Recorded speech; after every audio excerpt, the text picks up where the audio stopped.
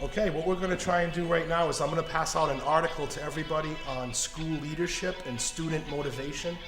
We're going to try and brainstorm some ideas as a group. It's known actually to be one of the most important aspects of student achievement is, do the teachers have time to plan together? Common planning time is an intricate part of a school day. It's where your teachers can collaborate and look at student work, and that's a focus that we're really working on, is looking at student work. Our direction of teaching needs to come from what we get from the children. So they're getting to look at their assessments more. So if we do a benchmark question, or if we do an assessment piece, and we bring the data here to common planning, then we say, okay, how did the children do on number 2? Well, 50% didn't get it correct, so what are we going to do as a team to work on all this? At CityView, the extra time that we're provided because of the expanded learning time, we use to meet at grade levels with the teachers. We meet on a bi-weekly basis, so 1 week we meet with kindergarten through 3rd grade, and on the next week we meet with teachers from grades 4, 5, and 6. Our focus of those meetings is to look at data. Any strategies or ideas that you attribute, because grades 4 and grade 6 are the ones that have shown the biggest improvements,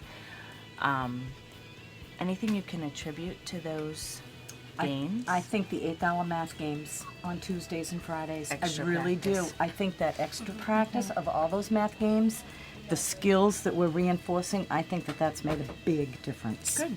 We look at the data to find areas of weakness. We look for specific students to see how they're making gains or where they could use some support. And then we work with the teachers on coming up with strategies to go back to their classroom to try. We also work on grouping techniques. We're working towards differentiated instruction here at CityView School, and part of that includes looking at the students' data and where they are and grouping them according to their abilities. Every week we meet at the beginning of the week to talk about math issues. And Monica Leone really is sort of giving us an overview of what the problems might be, the pitfalls that we might encounter that week, whether it is with manipulatives and sort of using them the correct way, giving us a clue of what she thinks we don't really have to, what we can skip and what we really need to cover. You're talking about making a cubic box out of the manipulatives being the actual measurement tools.